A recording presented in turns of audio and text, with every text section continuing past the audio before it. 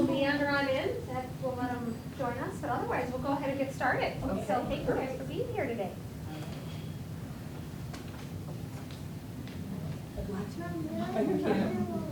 Good morning, everybody. Doing good today? So we are here from the Henry Vilas Zoo right here in Madison. This is part of our education department and education programs. So we do a very similar program, and we go out to schools and camps during the summer. And so through that opportunity, we take animals from our ambassador animal collection and bring them out to the public. So that's different from the majority of the animals you would see at the zoo, right? We're not gonna pull the lions and tigers out for this kind of programming. But these animals are used to being handled. They were selected specifically by species and by individual temperament so that they are really comfortable being held by us. And then we can have great conversations about them. So when these animals are out, we just ask that everybody stays in their seats. We'll bring the animals around to you. If there's any animal you don't want as close of a look at, just go ahead and give us a hand out. That way we'll give you a little extra space. And please don't touch any of the animals when we come around. You want to get involved and do this kind of thing, you can join the team, but otherwise you gotta go through training to handle the animals. So please just look with your eyes and don't touch the animals, but we will have what's called biofacts, which means things like shells and other kind of teaching tools about animals. So if we offer you one of those, you're welcome to touch. But the animals themselves stay with us. Otherwise, today we're going to be talking about predator and prey, kind of, so looking through the lens of kind of who eats these animals and how do they avoid getting eaten, and if applicable, how are they catching the prey or the animals that they need to eat, right? So that it's kind of that arms race. So how do we outsmart each other? And it goes round and round and round and round. Of course, if you have questions while we're presenting today, we welcome those. We just ask that you ask with a raised hand, that way everyone can hear your question as opposed to trying to whisper to us as we walk around, because somebody probably has a similar question to you. So today we have 4 different animal species, and my human friends, Pat, Scott, and Darcy, and I'm Stephanie. We're going to kind of introduce you to our animal friends. Any questions before we get started? All right, awesome. So we like to do our programs generally from smallest animal to largest animal. So we're going to start with our smallest, but still really important for the ecosystem friends. And the first animal that we're going to bring out is an invertebrate. And I always ask people, where's your vertebrae? Can you show me where your vertebrae are on your body? It's your backbone. And your backbone is part of your skeleton inside your body. We are vertebrates. That's why I said if you guys wanted to move over here, because the majority of the times we're going to be talking this way, and that way you'll get to see. All the way over, sweetie. One more seat. There you go. One more chair. There you go. Can you show me where your backbone is? Do you know where it is? There you go. All right. Your skeleton is inside your body. Can you think of an animal that doesn't have a skeleton inside its body? Can anybody think of an animal that doesn't have a skeleton inside its body? I am glad you said that. I've been doing this for almost 40 years, and every time somebody says snake, and we're going to show you why that's not true. An animal that does not have an inside skeleton would be an animal that's got kind of a more blobby shape or has an outside covering. An ant does not have an inside skeleton. Good. Our insects, yeah. All of our insects. Anything else? How about something that lives in the water that's kind of Octopus. an yeah. octopus? And what, sweetie?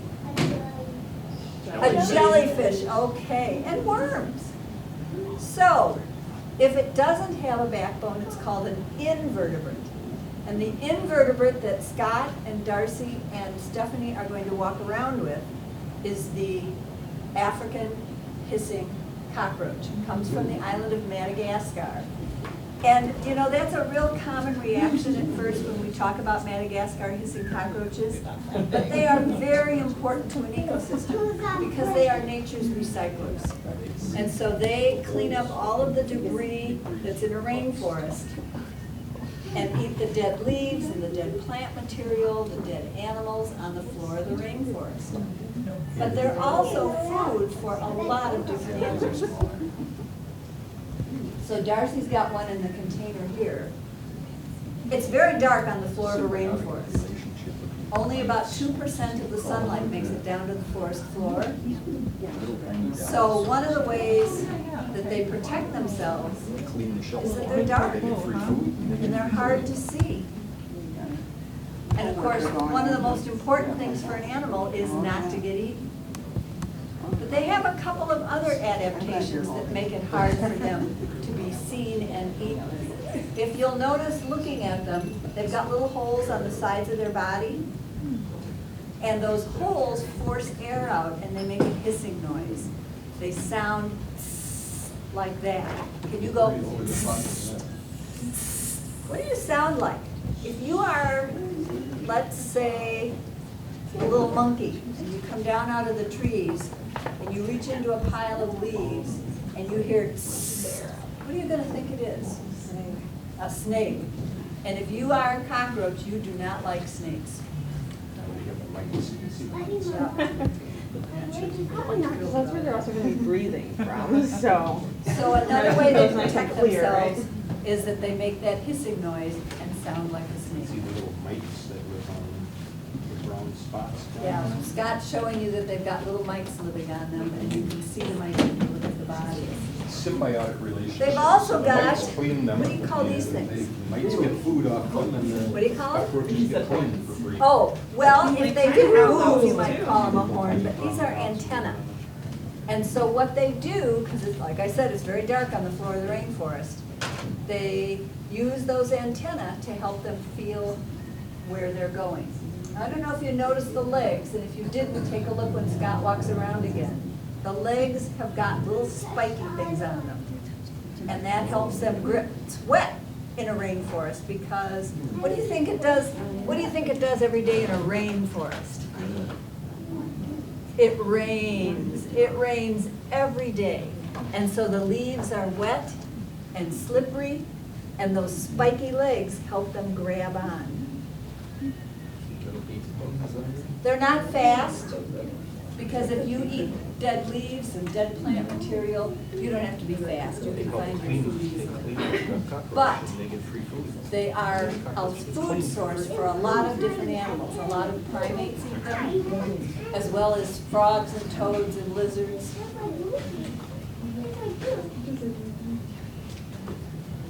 Anybody have any questions about the Madagascar hissing cockroaches?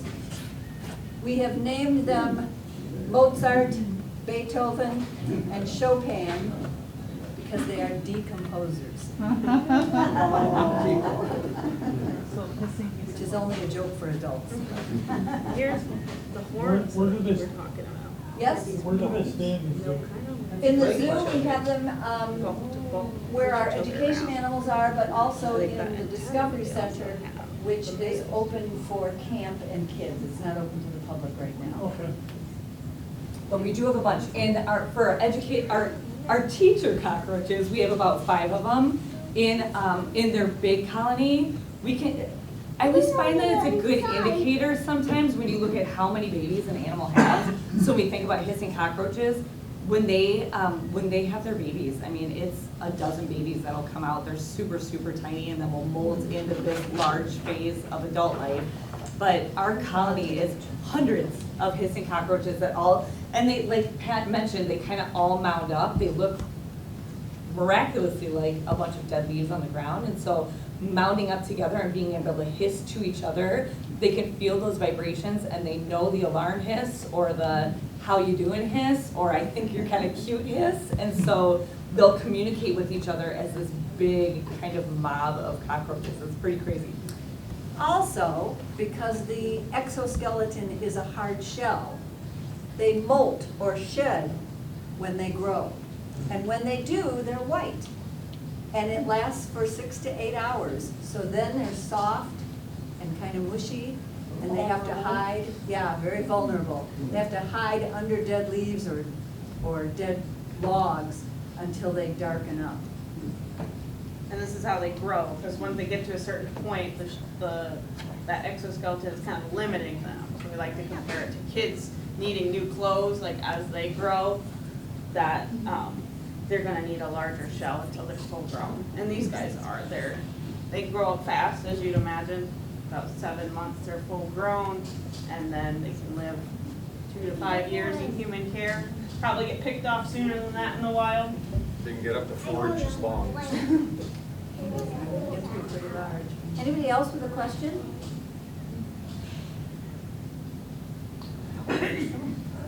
All right, we'll bring out the next animal.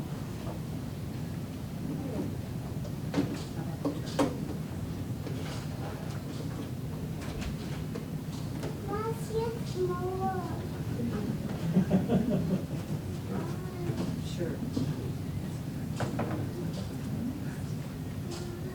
This is a Wisconsin animal, and this is an animal that everybody loves.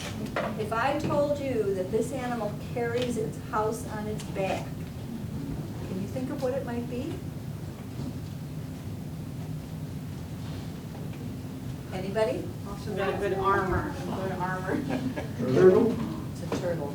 This is a native Wisconsin turtle called an ornate box turtle. And ornate means fancy.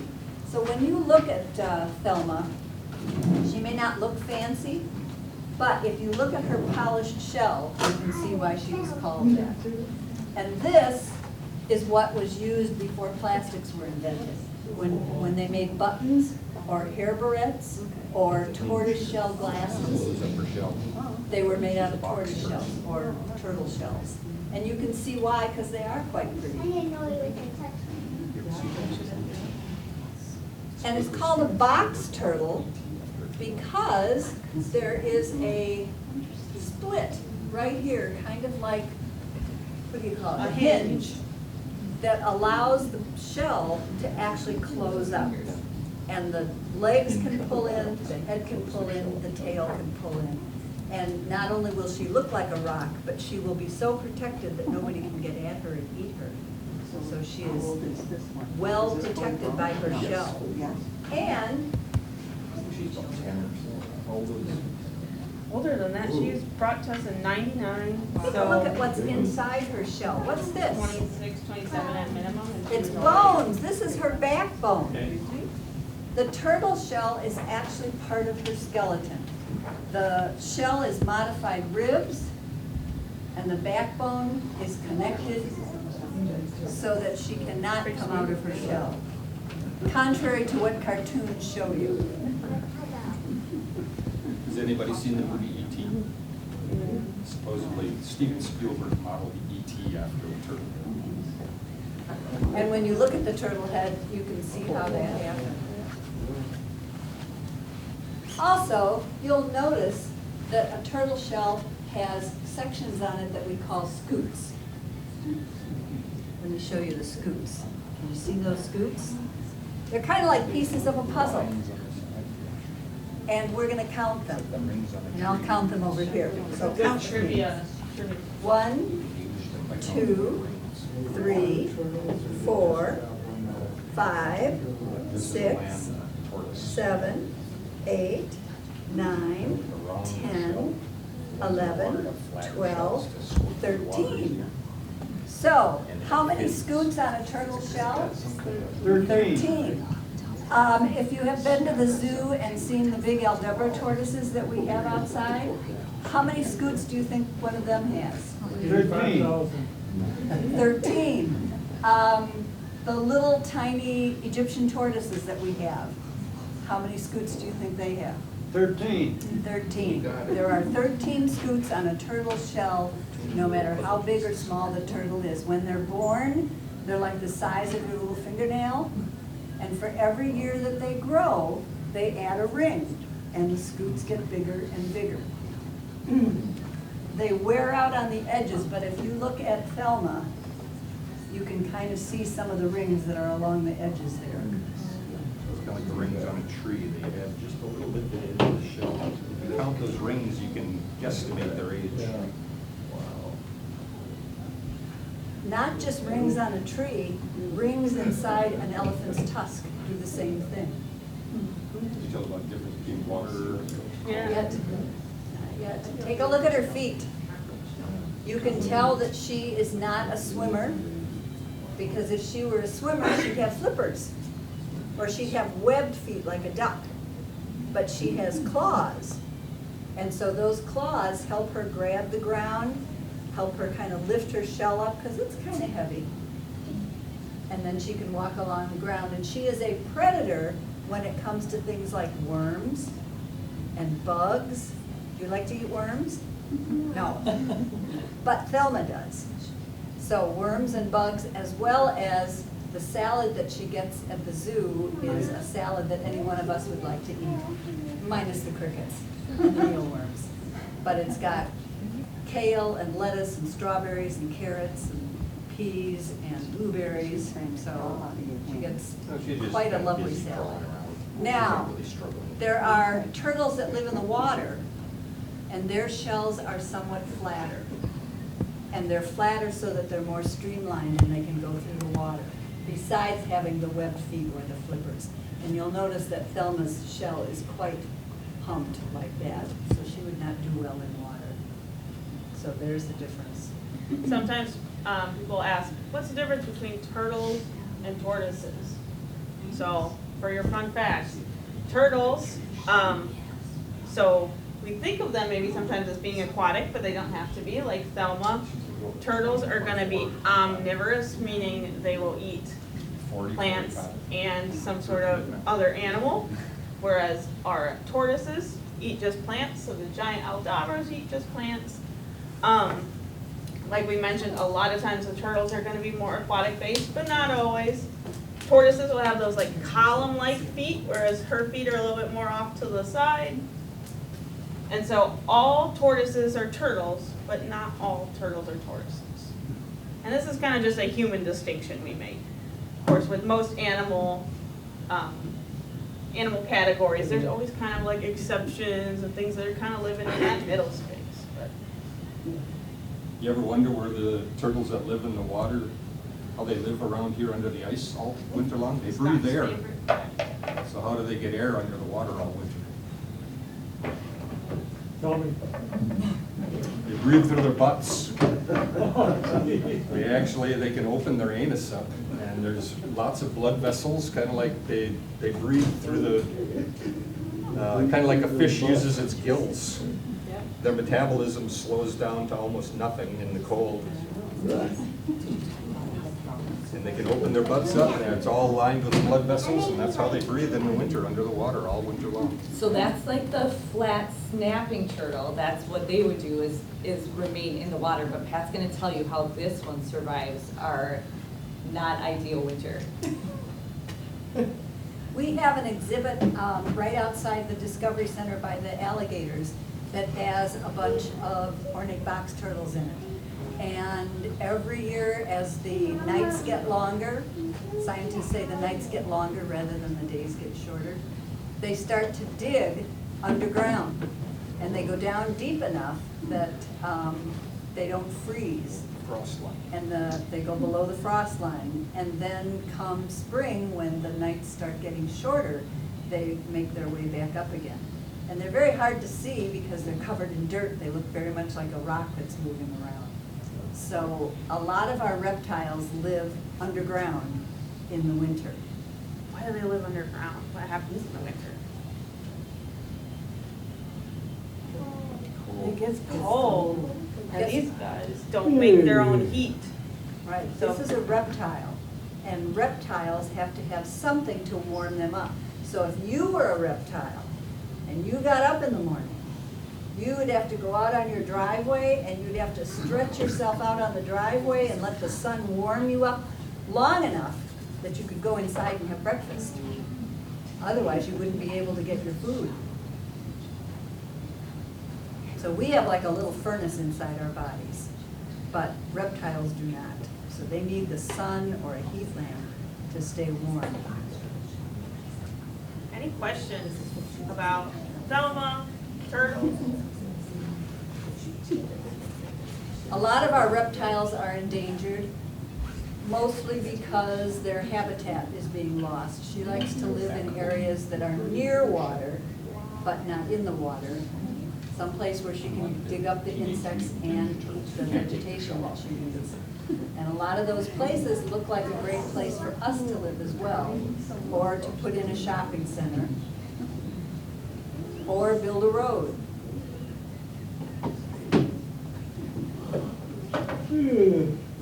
Anybody here remember when they used to, you could send away with a cereal box top and you could get a little turtle in the mail? Pat tells me this exists. Yeah. Oh, great. Mail away turtles? Yeah, mail them. Most of them didn't live very long, but. Yeah, sometimes people will be tempted, especially with turtles, to be like, they're so cute, I want one. Couple things. One, they live a long time, so I hope you got like grandkids that are prepared to take on your turtle, or the kids that start asking, you got your life plan figured out? Does it involve the turtle the whole time? And then they need a lot of things. So like we said, they need that heat source. They often need a large enclosure. They like to take walks. They do that yearly brumation, so you kind of want to encourage that. Brumation is like hibernation only For reptiles. for reptiles. But that's what, when she digs down for the winter, that's what she's doing, Yeah. slowing her body down so she doesn't need to eat and whatnot. So if you come to the zoo in like April, you might see that exhibit starting to look like it's moving because the box turtles will be coming up from the surface. Favorite first sign of spring. Yep. Yeah. Anybody have any questions about the ornate box turtle? This isn't the box turtle, but Yeah. how can you tell a snapping turtle before you lose your fingers or something? Well, they have this shell, that big flat shell that we count at the scoots. See the spikes on the back of the shell? They get a little bit spiky even as youngins. This is another, so you can kind of see the difference. This is a painted turtle that also is a water-based turtle that lives here in Wisconsin, so you can kind of see the difference between. So even this when one and the stuff. snapper is small, it's gonna maintain kind of this shape, the color differences. It's always a great idea to give our wild animals space. We like to say that the animals that we have in our collection have been trained. It takes a while to build up those relationships, and so if you were to pick up a wild turtle, it's not gonna behave the same way. The one exception, I guess, is when they're crossing the road. If you'd like to carefully help a turtle, because they're very stubborn, they're like, I'm going that way and you can't stop me. Primarily because they have like a home zone, and that's where they want to have their own families, is where they were born, so they may wander out to get food and whatnot, but they will return. And so if there are roads in their way, they're not too concerned about that. And as we know, they're notoriously slow, and so they are prone to getting hit by cars. So you can't help a turtle by helping it cross the way it wants to go, even if it feels like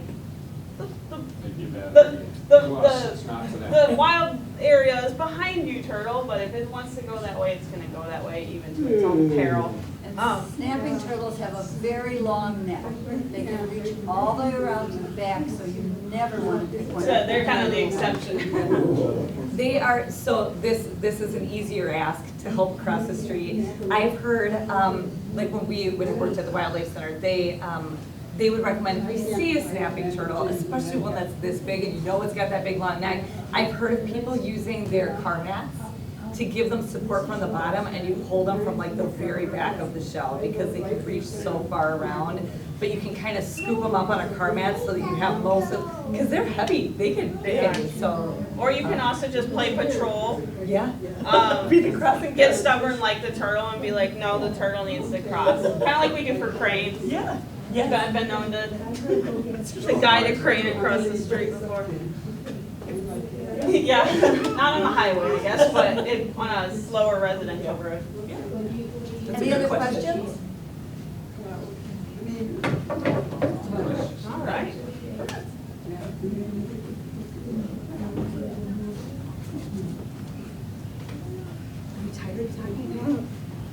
You good?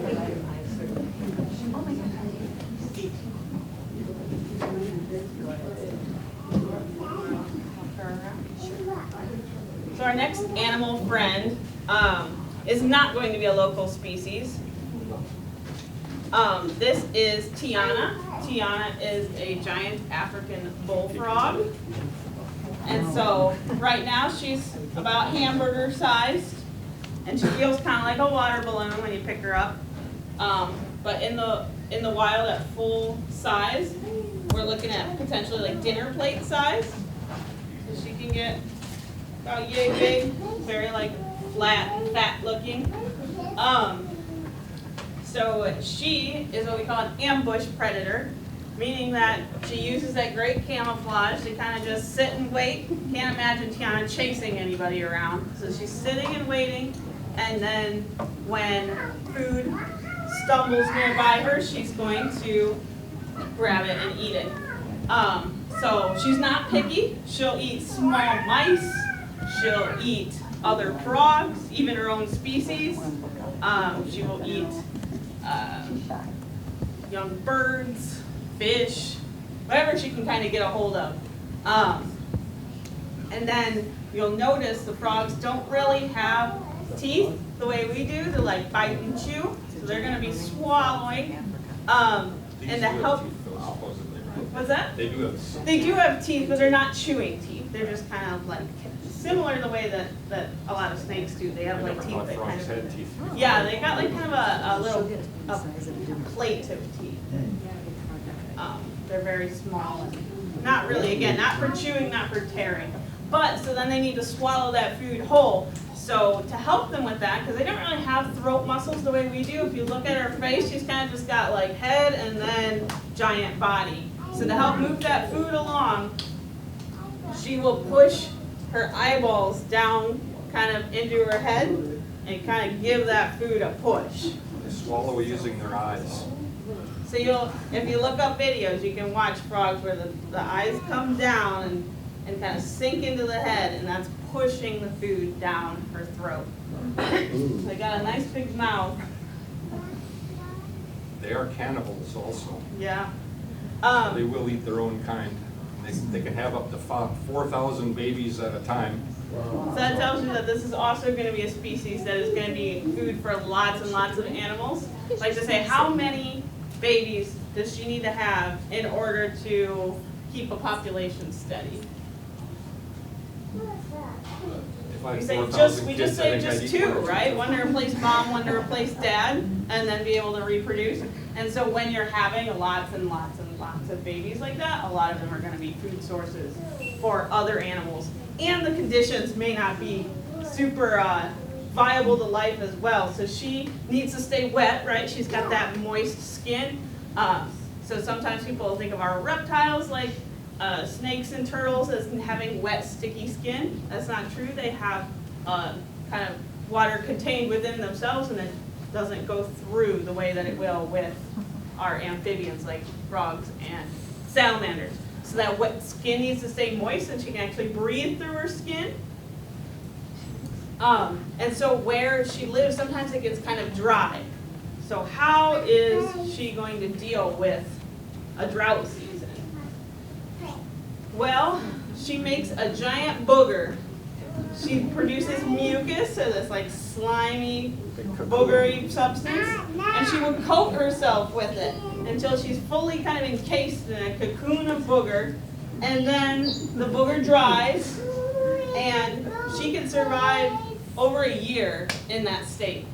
So it's not hibernation because we're not in response to winter, but if there's no water, she can't really do her thing, so she's waiting it out. We call it estivation. When you're doing a similar body slowing, you're not going to need to eat.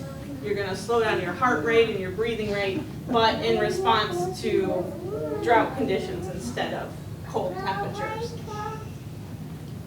Another thing you might know about our frogs is that they're going to go through a big metamorphosis, right? So that means when they are young, they're going to look very different than they do as adults.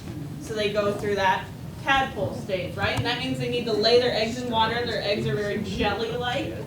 So unlike a reptile egg, which is tough and leathery, but it holds the moisture inside, or a bird egg, which is hard and holds the moisture inside, their eggs, like the adults, they need water flow. So they need to lay their eggs in water. And then when they're born, we may know that as tadpoles, they live in the water. So they are going to require that water source as well. So that's what we call a complete metamorphosis or big change. Whereas the cockroaches are an example of an incomplete metamorphosis. But there are animals, a lot of times people think of like butterflies and some others that will go through that complete metamorphosis too. So it's kind of rare in the animal kingdom, but pretty cool to see. Any questions about Tiana? Frogs? These are great indicator species Oh, also. yeah. So frogs, by having such permeable skin, they absorb all the pollutants and things from our environment, and they're kind of like the canary in the coal mine. When you start seeing the amphibians decreasing, you know we've got a problem with our drinking water and the pollution in the area. And the reverse is true. So if you see a system with lots of frogs and lots of invertebrates for them to eat, that generally means that your water is where it needs to be in terms of dissolved minerals and all this. So we don't have too much going on. Look to the frogs. Are you all familiar with the phrase, the canary in the coal mine? Where coal miners used to go down with a bird, and if the air got bad, the bird would die, and they would know they had to get out of the mine?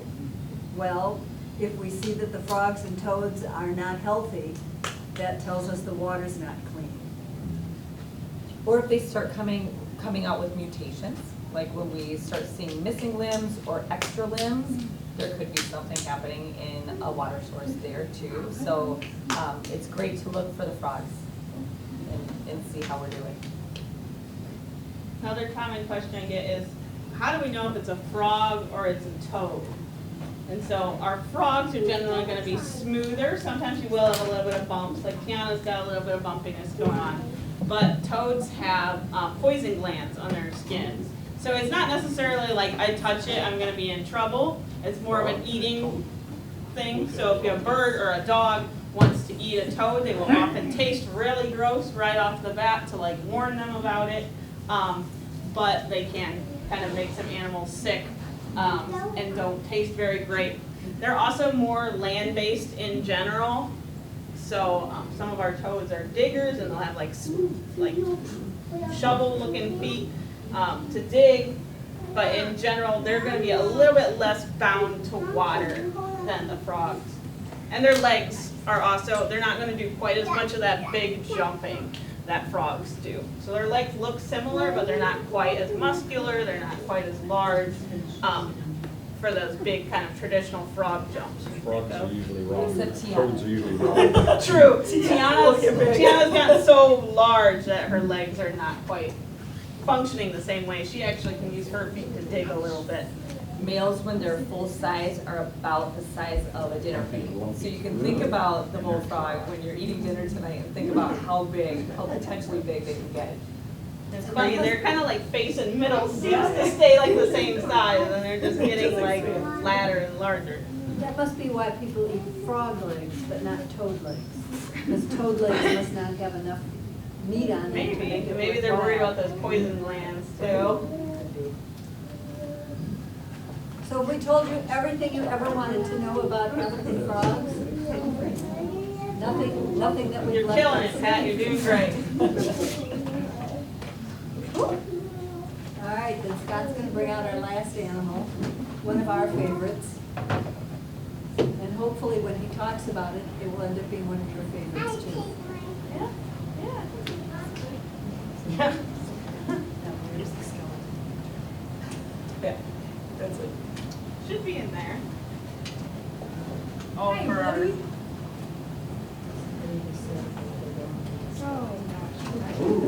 that in there? Yeah, we get that a lot when people see Monty. This is Monty. Monty is a ball python. Oh my goodness. This is a ball python, it comes from Africa. They're called a ball python because when they become frightened, they roll themselves up in a tight ball. And they're really strong, so it's hard to get them open again. They're usually too big to swallow. So it's a pretty good defensive mechanism. Monty's a constrictor. If Monty was venomous, then I'd have Pat holding it. But being a constrictor, Monty has small teeth. They're really all quite small. And when she grabs on, he wraps his body around and starts to squeeze. Now, most people thought that when they squeeze so hard that they suffocate the animal. In reality, they squeeze hard enough to stop the heart. And once your heart stops, you go unconscious almost instantly. So it's much safer for the predator, and it's much more humane for the prey animal. So Monty can eat something as big as the widest part of his body. So you guess what Monty might like to eat? Do you know what Monty would like to eat? The chipmunks in my yard is what I would like. Mice and rats. That's the #1 thing.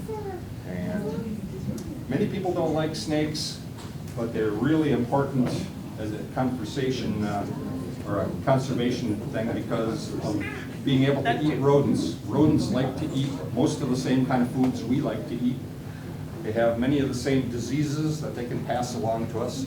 So if we didn't have snakes, we'd have way too many mice and rats, way too little food, and way too much disease. So snakes are really important to us.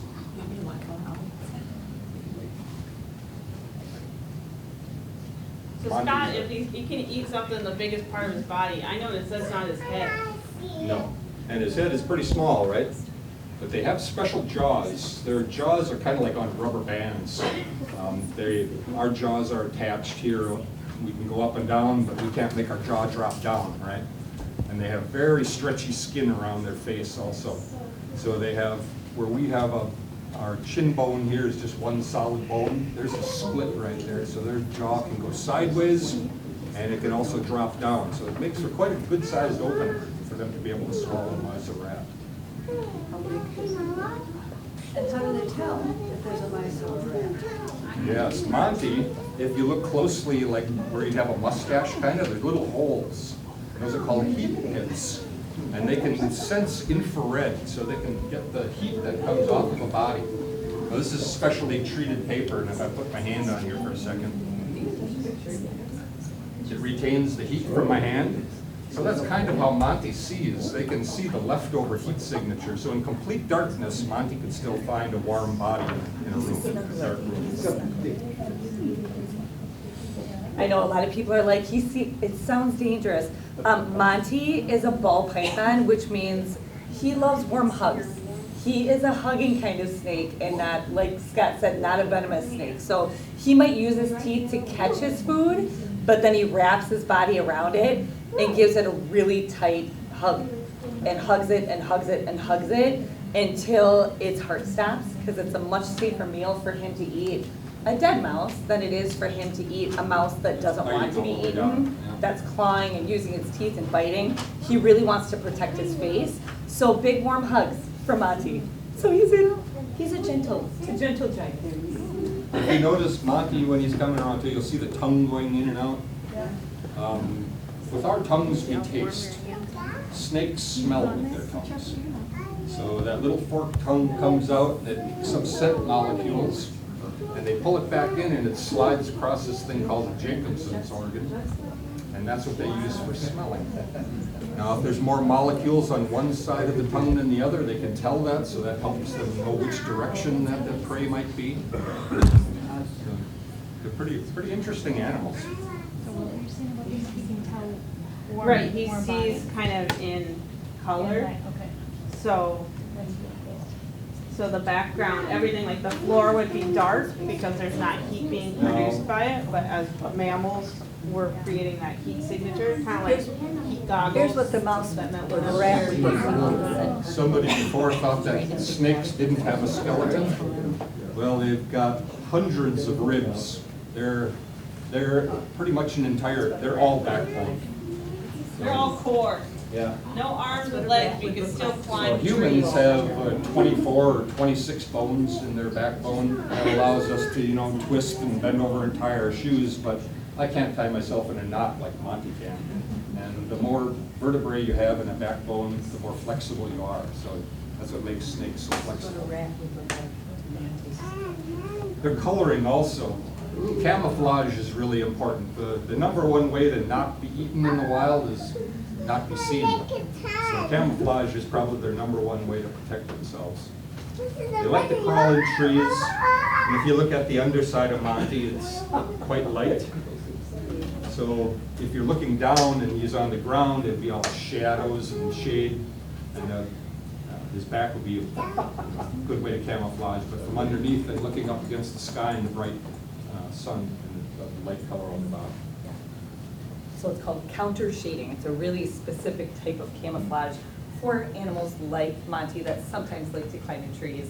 Lots of animals have that light belly and the darker back to camouflage. I think of a lot of water animals as having that. Same thing, Penguins, fish. yeah, dolphins, I don't know, stingrays all have that type of camouflage so that they can blend in from things above and below. Yeah. Now, like we were saying, Monty is not venomous. But do you know the difference between venom and poison? Good kids. What was your question? What would you like to know? My question is, what do you guys feed this worm for? Mice and rats. Mice and rats. He gets frozen, thawed, Warmed up again. warmed up, and then the keepers, it's kind of a dance. The keepers have to go in and kind of make them look appetizing and live, because nobody wants, most animals don't want to eat old dead things, right? It's not good for them. Other than the cockroaches. But he will only eat once every 2 weeks or so. So it's like a really large meal, gets to stretch those jaws, eat something big, and then kind of rest and digest and hide until he's ready for his next meal. There's a difference between venomous and poisonous. Venom has to be injected. So like a rattlesnake has the fangs, or a bumblebee has a stinger, and that's venom. That gets injected into you.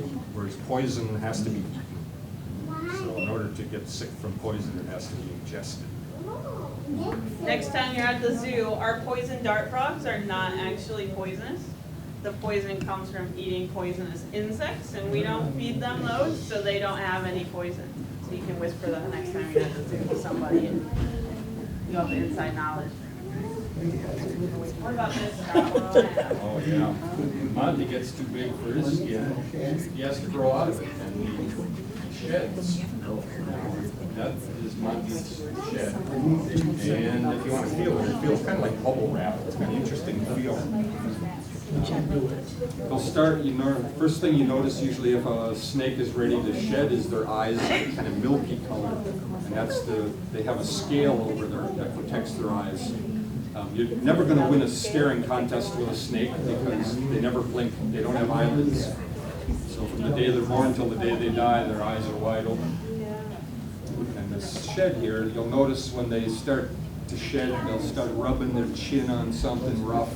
And all of a sudden the skin kind of breaks loose and it kind of pulls on backwards, folds inside out, kind of like pulling off an old gym sock off your foot. So if something's poisonous. And then they have all nice, bright, new, shiny skin. Belly scales.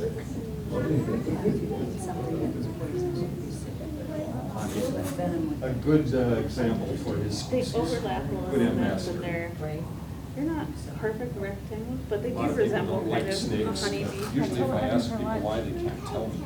And I think a lot of it has to do with when's the last time you heard a snake being the hero of a book or movie? Not too often. So from when we're young on, we're taught snakes are bad. In reality, they're actually quite beneficial. So beneficial. Yeah. They definitely do us a solid in nature for sure. Any questions? Just the most outermost layer. Or of snakes in skin. general? So if you had like snake skin boots, We- it's not gonna be from. we don't something have like this. that. It's gonna be- Yeah. The smaller, like garter snakes, what do they eat? Can they eat the mouse or not? Sure, they'll eat babies. Okay. They eat Worms a lot? kittens. Yeah. Worms, all right. Yeah. And so when you think about the Insects. thickest part of their body, I mean, they're pretty skinny, so yeah, good, they're great at eating worms. Yeah. When I moved from the city to the country, the first snake I saw, I almost freaked out. And now if I see a snake, it's like, oh, well. They kind of- And really, how often Kind do of you shove see them all snakes? together, so Oh, you I know like- this I one, see or what we have makes a fun They of try to them. hide. Yeah. Humans have not been nice to them. Yeah. They're staying. We always laugh, there's a volunteer that comes in on Wednesday, and he always laughs, he said, when you start seeing snakes around your home, you don't have a snake problem, you have a rodent problem. They're there serving a purpose, and so when we see them, and when we see them in our farm fields, they actually help us out a lot, because we don't have to use as much chemicals and pesticides and things on our gardens and on our crops and on our food if we have some snakes around. So we have a lot of different types of snakes in Wisconsin that really help out with that. Not just guys, In but Africa, where these are from, they're considered sacred in many spots. They're so good at controlling the human populations and bringing Yes, you always things. want to give the animals choices. So if you go in there and the animals, Pesticides. yeah. kind of like sometimes you have a They day call when them you the royal 6 day or python something, there, so because they love we're them so able much. to It's so great to see them. Good luck. just read their body language and be like, are they kind of hiding? So I think when Stephanie comes back, I think we're gonna do something special to wrap up. And that they're just hiding too. Try to keep Try it. to keep a large Yeah. enough Yeah, collection. I was like, past couple Like, of too many. How much of Monty do you think is his tail?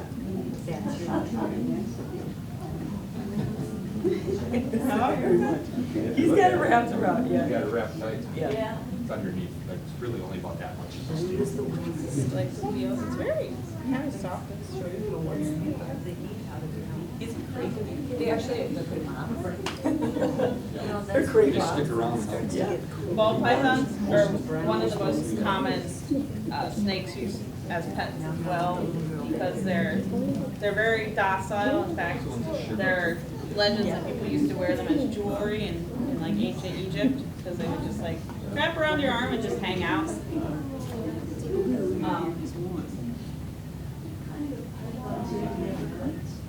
What kind of pythons in the Everglades? Is it Burmese pythons primarily. Burmese pythons, so they're invasive and they're can get gigantic. Yeah. You need deer. Yeah, and people, sometimes people get fixated on like, do they eat people? Do they eat people? No snake's target is a person. We don't We're taste good. we're fast, we're large, we're sneaky and smart. Yeah, we would fight back. So most, even the large ones, they're gonna be going for things like deer or other large mammals or snakes even. But it does bring up a good point with the Burmese python. The reason that they've become such an issue is because they're in a habitat that they are not meant for, and there's no natural predators for them. And so they end up kind of growing to their habitat, and they eat a lot of the natural resources there. Animals that maybe didn't have a big snake that was eating them before. When I think about Monty kind of has an unusual story because he was picked up by the Wisconsin Department of Natural Resources here. Somebody found him out crawling around in a park, and they were like, this doesn't belong here in Wisconsin. So the best thing that we could think of was that maybe it was an unwanted pet, and somebody said, well, it's a snake, and I've seen other snakes in my garden, I'm sure he'll do fine. And they release them, and that is when we get really big problems, is because, yes, he would not, well, one, we have a pretty harsh winter here, and two, he might start hunting things that maybe were not controlled by a snake before, a population that was maybe controlled in a different way. And so we have to be really mindful about that when we get a pet, not to just release them into the wild, and to really make an effort either to keep it or make sure that you're finding a good home for that animal. Yeah. What's happening at Devil's Lake State Park? I heard that we've got some rattlers There's been rattlers there since forever. there. Okay. I heard one time. I've spent a lot of time at that park. Oh, you have? I've only ever heard one once. I've never seen one. Okay. So snakes are generally avoidant of people. They're not, regardless of what media would show, they're not going to come at you. Even our rattlers, they're kind of proactively telling you, please stay back, right? And so the best thing you can do for any snake species is give it some space. They're not interested in us really in any way, besides making sure that we don't hurt them. So I think just being aware and I'm sure that the park staff is keeping really close tabs on what their trails look like and making sure that they are guided away from any space where it would be primarily human. There's a lot of parks that I go hiking on with my kids, and we oftentimes will find especially in the spring when they're coming out of that kind of hibernation-ish stage, that come and they warm their bodies up on our nice warm sidewalks or our nice warm paths while we're hiking. And usually by the time we get there, like Stephanie said, they have darted away. They can feel our vibrations coming. They know something big is about to come upon them, and so they are really quick about going back and hiding. But we do share space with them a lot, especially here. You know, this Monty has no ears, but yet Monty can hear. And the way they do that is if a snake's just sitting around, you'll see they'll have their chin resting on something. And they have actually, from the bone on their jaw right to their middle ear, they have a nerve, and they actually pick up the vibrations through their jaw bones and then transmit it to their inner ear. They don't have an outer ear like we do, but they do have the inner ear. Show me how much you think is tail. I was trying to get, how much of this do you think is tail? Right there. It's just about this much. Right by the cloaca. All the rest of it is organs just like us. They have a heart, lungs, stomach, spleen, liver, intestines, but they're all long and narrow instead of more the shape that we have, because they have to fit inside this body. All right, we have a treat for those of you that like snakes or are curious about snakes. So we're gonna have the opportunity to do gentle touches with Monty. So what that looks like is, I call it the hand sanitizer sandwich. That means you come up to us and you get some hand sanitizer and you rub it in really good so that your hands are dry. And then Scott and Monty will be ready for you with your dry hands. And like petting a cat or a dog, you'll want to do it with the scales in his case, fur in cat and dog's case, but kind of head to tail direction. Going the other way kind of musses it up and it doesn't feel very comfortable for him. So Scott will show you where. You'll use your 2 fingers and give like a gentle touch right along the back. And we like to tell kids, you don't poke them in the face because nobody likes being poked in the face. And you don't touch him on the tail because it's kind of like ticklish feet. You want to be right in kind of that middle body area. It kind of feels like a basketball. He's not slimy. Nice and dry, a little bit of texture, but pretty smooth. You'll be feeling his backbone. If you go like this, you're right on his backbone. So if you would like to do that, you can come over by me. Otherwise, thank you so much for having us visit you today. We hope that you learned something today and continue to kind of learn about animals, be curious about the natural world and ways that we can help conserve and make sure every animal has a place to live and can coexist together. And then we hope to see you at the zoo, because of course the zoo is free and it seems like every time I go in something's a little bit different, something's changing, something's going on, so it's a great place to be. So thanks for having us.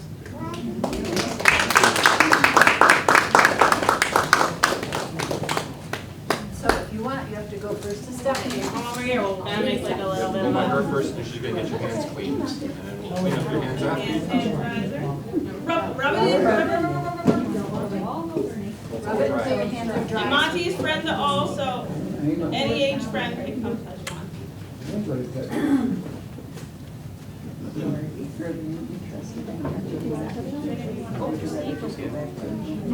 With the scales, rub right along the back. Check, you want to touch the That's something I ever get to ask people. We'll just watch from a distance then. Okay, come on over here, sweetie, so I can get you some hand sanitizer. We don't want your lunch to taste like Monty.